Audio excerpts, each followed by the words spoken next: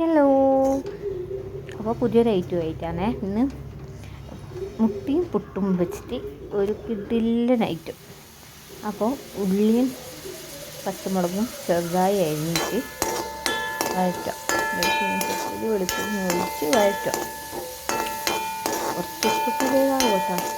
അപ്പോൾ വഴറ്റിയിട്ട് അതിലേക്ക് മുട്ട പൊട്ടിച്ച് ഒഴിക്കുക.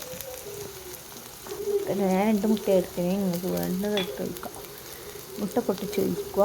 അതിൽ കുറച്ച് ഉപ്പിടുക, മുട്ടക്ക് ആവശ്യമായ ഉപ്പിടുക, കുറച്ച് മഞ്ഞൾപ്പൊടിയും കുറച്ച് കുരുമുളക് പൊടിയും. നിങ്ങൾക്ക് ചുവപ്പാണ് കാണുന്നല്ലേ, മഞ്ഞൾപ്പൊടിയാണ് കേട്ടോ. മഞ്ഞൾപ്പൊടിയും കുരുമുളക് പൊടിയും ഇട്ടിട്ട് വഴറ്റുക, നല്ലോണം വഴറ്റുക. പിന്നെ എന്നിട്ട് അതിലേക്ക് നമ്മൾ പുട്ട് നല്ലോണം പൊടിച്ചിട്ട് ഇട്ട് കൊടുക്കുക. പുട്ട് ആവശ്യത്തിനുള്ള പുട്ട് എടുത്തിട്ട് പൊടിച്ചിട്ട് ഇട്ട് കൊടുക്കുക. എന്നിട്ട് നല്ലോണം അത് മിക്സ് ചെയ്യുക. രണ്ടും കൂടിയിട്ട് നല്ലോണം മിക്സ് ചെയ്യുക. അപ്പോൾ നല്ലോണം മിക്സ് ചെയ്യുക. ഇത്രയേ ഉള്ളൂ. വൈകുന്നേരം സ്കൂളും വിട്ട് വരുമ്പോൾ ഉച്ചയ്ക്ക് ആക്കി കൊടുക്കാൻ പറ്റിയ സാധനം. നല്ല ടേസ്റ്റിയാണ്.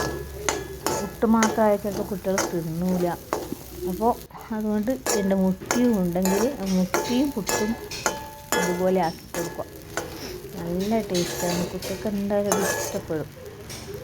നല്ലോണം അത് ആയിട്ടാകുമ്പോൾ ഗ്യാസ് ഓഫ് ചെയ്യുക.